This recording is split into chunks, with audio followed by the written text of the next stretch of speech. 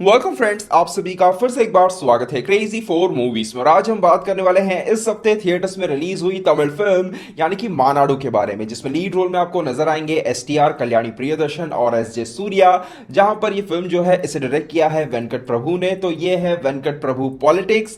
तो वेंकट प्रभु की फिल्मों का यही चीज जो है मुझे काफी पसंद आता है कि उनकी फिल्मों के जो टाइटल्स होते हैं उसके साथ उनका एक ट्रेडमार्क टैग जो है हमेशा जुड़ा रहता है। अ वेंकट प्रभु गेम, अ बिरयानी, अ वेंकट प्रभु डिश। फिर सूर्या के साथ उन्होंने अपनी छठी फिल्म की थी जिसका नाम था मास, अ वेंकट प्रभु सिक्सर। और ये मानाडू है अ वेंकट प्रभु पॉलिटिक्स। तो इस सभी कुछ महीनों पहले उन्होंने अ वेंकट प्रभु सीरीज भी बनाई थी लाइव टेलीकास्ट नाम की, जो कि बहुत ही खराब थी, जिसके वजह से कह सकते हैं कि इतना खराब काम वेंकट प्रभु से हम एक्सपेक्ट नहीं करते थे। एटलीस्ट मैंने जितनी उनकी फिल्में देखी हैं, इतना खराब काम तो मैंने बिल्कुल एक्सपेक्ट नहीं किया था जब मैंने उस सीरीज को देखा था। जिसके वजह से मैं कहूंगा कि इस फिल्म को लेकर जो एक एक्सपेक्टेशंस थी वो उतनी मेरी हाई नहीं थी। बहुत ही एक मिनिमम एक्सपेक्टेशन के साथ मैं आज इस फिल्म को देखने गया था। जहां पर बात करें इस फिल्म की, तो ये फिल्म जो है एक science fiction political thriller film है, जहां पर ये फिल्म जो है टाइम लूप के कंसेप्ट के ऊपर आधारित है। ये वही कंसेप्ट है जिस पर दुनिया भर में काफी सारी फिल्में ऑलरेडी बन चुकी हैं।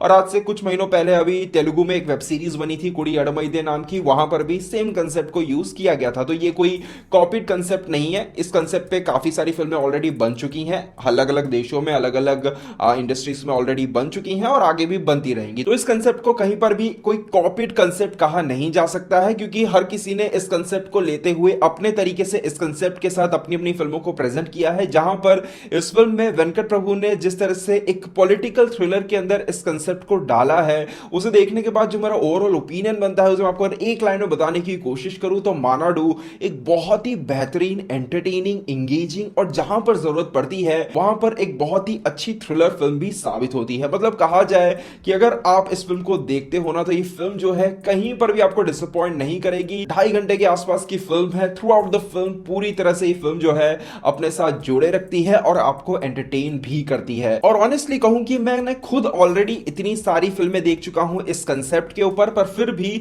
ये फिल्म जो है कहीं पर भी आउटडेटेड या फिर रिपीटेटिव नजर नहीं आती है। फिल्म के कुछ प्लस पॉइंट्स के बारे में बात करूं तो फिल्म के वैसे काफी सारे प्लस पॉइंट्स हैं, जिसमें सबसे पहले मैं मेंशन करना चाहूंगा इस फिल्म की एडिटिंग को। कमाल की एडिटिंग की है, मतलब एडिटर को सल्यूट है। मतलब फिल्म के फर्स्ट हाफ के अंदर जब एसटीआर को पता चलता है उनके कैरेक्टर को कि वो एक टाइम लूप के अंदर फंस चुका है, तो वहां पर जैसे ही उसे पता चलता है कि वो इस लूप के अंदर फंसते हुए किस तरीके से काम कर सकता है, वहां से अगर आप देखोगे तो जितने सारे मल्टीपल टाइम्स जो चीजें हैं रिपीट होती रहती हैं, पर उन चीजों को इतनी स्मार्ट तरीके से एडिट करके प्रेजेंट किया गया है कि एक पॉइंट पर तो ऐसा लगता है कि आप किसी गेम को देख रहे हो। मतलब आप देखोगे तो एक सीन आता है जहां पर ऐसा रहता है कि इस सीन पर, इस पॉइंट पर वो मर गए, और अगला सीन जब आप देखोगे तो उसी पॉइंट से वो सीन जो है स्टार्ट करते हैं और उसी पॉइंट से वो वहां से बचने की कोशिश करते हैं। तो एक टाइप से वो गेम की तरह नजर आने लगता है। चीजें रिपीट होते हुए भी कहीं पर भी रिपीट नजर नहीं आती है। तो वो जो चीज थी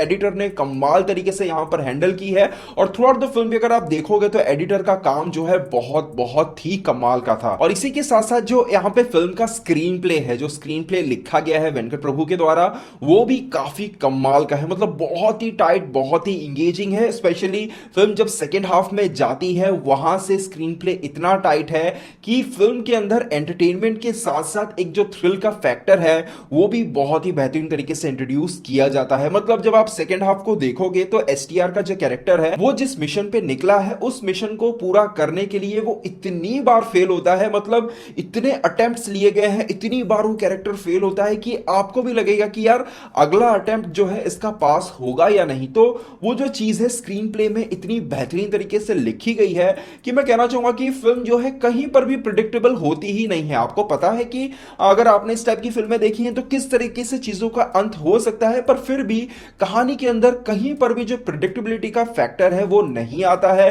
दूसरी तरफ कहना चाहूंगा कि सेकेंड हाफ के अंदर कुछ छोटे छोटे एलिमेंट्स को ऐड किया गया है, जिसे कहा जा सकता है कि छोटे छोटे ट्विस्ट के तौर पे ऐड किया गया है जो कहानी को एक और थोड़ा सा डेप्थ देती है और कहा जाए कि कहानी के अंदर जो एक इंटरेस्ट है उसे और ज्यादा क्रिएट करने की कोशिश करती है। ये फिल्म टाइम लूप के कंसेप्ट के ऊपर आधारित है, तो यहां पर मेकर्स के पास एक थोड़ी सी लिबर्टी रहती है कि वो चाहे तो कुछ सीन्स को अपने हिसाब से प्रेजेंट कर सकते हैं या फिर थोड़ा बहुत लॉजिक को साइड में रखते हुए काम कर सकते हैं। पर फिर भी जब आप इस फिल्म को देखोगे तो मुझे तो कहीं पर भी ऐसा नहीं लगा कि फिल्म जो है लॉजिक से हटते हुए कोई काम कर रही है। एक कंसेप्ट को इंट्रोड्यूस किया है पर चीजें जो है कहीं पर भी लॉजिक से बाहर जाती हुई नजर नहीं आ रही है। उल्टा कुछ कुछ एलिमेंट्स को इस तरह से ऐड किया गया है कि चीजें जो है काफी फ्रेश नजर आती हैं। स्पेशली जिस तरह से फिल्म के अंदर उज्जैन का एक फैक्टर जो ऐड किया गया है वो मैं आपको बताऊंगा नहीं, और वो उज्जैन का फैक्टर जैसे ही कहानी के अंदर आता है ना तो सच कहूं तो वो बिल्कुल आउट ऑफ द बॉक्स था। वैसे उसमें कितनी सच्चाई है, कितना रिसर्च है उसे मुझे पता नहीं, पर फिर भी वो फैक्टर जिस तरह से ऐड किया गया है तो कहानी काफी इंटरेस्टिंग नजर आने लगती है। और ऐसा ही कुछ और भी है सेकंड हाफ के अंदर जिसके वजह से ये जो टाइम लूप पर आधारित ये फिल्म है, टाइम लूप का जो कंसेप्ट है काफी मायनों में थोड़ा सा डिफरेंट नजर आता है। दूसरी तरफ अगर आप लॉजिक की बात करो तो शुरुआत में मुझे ऐसा लग रहा था कि यार एसटीआर का कैरेक्टर जो है वो टाइम लूप के अंदर फंस गया है, पर फंसने के तुरंत बाद उसे पता चल जाता है कि वो टाइम लूप के अंदर फंस चुका है। तो चीजें जो है लगता है कि थोड़ी सी उतनी कन्विंसिंग नहीं है। पर बाद में जब आप फिल्म देखोगे तो फिल्म के एक सीन में एसटीआर का जो कैरेक्टर है खुद ही काफी सारी फिल्मों के नाम लेता है जहां पर ये टाइम लूप का कंसेप्ट वो देख चुका है। तो क्योंकि उसने अपनी जिंदगी में ऐसी ऐसी फिल्में देखी हैं और एक फिल्म का ही कंसेप्ट यहां पे चल रहा है, तो जाहिर सी बात है कि हो सकता है कि कैरेक्टर जो है चीजों को समझने की कोशिश कर सकता है या फिर कहें जल्दी इन चीजों पर यकीन करने की कोशिश कर सकता है। इस फिल्म का जो एक और सबसे बड़ा प्लस पॉइंट या फिर कहें सबसे बड़ी हाईलाइट है तो वो है यहां पर इसका बैकग्राउंड म्यूजिक। युवान शंकर राजा के द्वारा दिया गया म्यूजिक। फिल्म के में एक ही गाना आपको सुनने को मिलेगा। शुरुआत में एक गाना आता है जो कि मुझे काफी पसंद आया, वो गाना भी एक कुछ जगहों पर आपको रिपीट में सुनाई देगा, तो वो गाना मुझे काफी पसंद आया। इसके अलावा फिल्म के अंदर दूसरा कोई गाना नहीं है, सिर्फ बैकग्राउंड म्यूजिक चलता है। पर कहना चाहूंगा कि बैकग्राउंड म्यूजिक फिल्म का बहुत ही बेहतरीन है,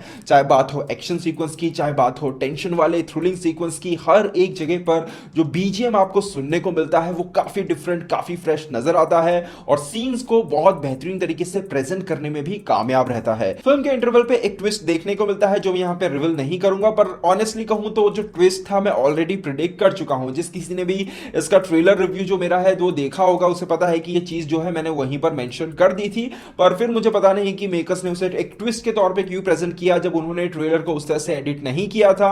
पर खैर अगर आपने ट्रेलर को उतने गौर से, इतने ध्यान से नहीं देखा होगा तो शायद हो सकता है कि वो चीज जो है आपको थोड़ा सा सरप्राइज कर दे। इसके अलावा क्योंकि ये वेंकट प्रभु पॉलिटिक्स है तो कहीं ना कहीं पॉलिटिक्स कैसी दिखाई गई है उस पर भी थोड़ी सी नजर डालनी चाहिए। तो कहना चाहूंगा कि फिल्म के अंदर पॉलिटिक्स को लेकर जो चीजें देखने को मिलती है, जो चीजें सुनने को मिलती हैं, जो डायलॉग सुनने को मिलते हैं वो ठीक ठाक थे, उतने कुछ ज्यादा खास, कुछ ज्यादा इंप्रेसिव नहीं थे। पर फिर भी टाइम लूप के साथ जोड़ते हुए जिस तरह से चीजों को प्रेजेंट किया गया है वो चीजें जो है आपको उतनी खलने वाली नहीं है। इसके अलावा बात करें फिल्म में कास्ट परफॉर्मेंसेस की तो यहां पर फिल्म के अंदर सबसे बड़ा गेम चेंजर जो साबित होते हैं उनका नाम है एसजे सूर्या। जी हां दोस्तों, एसजे सूर्या का कैरेक्टर फिल्म की शुरुआत में अननेसेसरी इतना चीखता है, इतना चिल्लाता है कि मैं थोड़ा सा शॉक हो गया कि यार ये कैरेक्टर इतना ज्यादा क्यों चिल्ला रहा है। पर उसके बाद सेकेंड हाफ में जब आप देखोगे तो सेकेंड हाफ के अंदर उस कैरेक्टर ने जो परफॉर्मेंस दी है, मतलब सच बता रहा हूं, सेकेंड हाफ के अंदर उस कैरेक्टर ने जितना हंसाया है ना, मैं एक्सपेक्ट नहीं कर रहा था।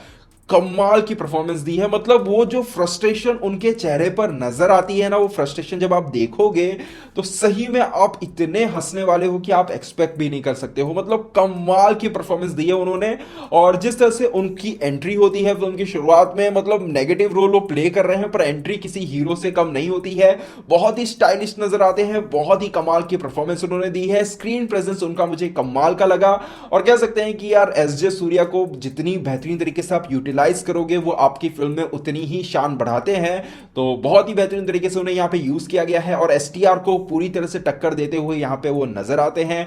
एसटीआर की अगर मैं बात करूं तो उनका काम भी फिल्म के अंदर अच्छा है, एक नेचुरल टच उनके परफॉर्मेंस में आपको नजर आएगा। इसके अलावा उनके जितने एक्शन सीक्वेंस आपको देखने को मिलते हैं उन्हें भी बहुत ही अच्छी तरीके से कोरियोग्राफ किया गया है, बहुत ही अच्छी तरीके से यहां पे पिक्चराइज किया गया है और एक्शन सीक्वेंस भी जो है काफी कह सकते हैं कि रियलिस्टिक और थ्रिलिंग नजर आते हैं।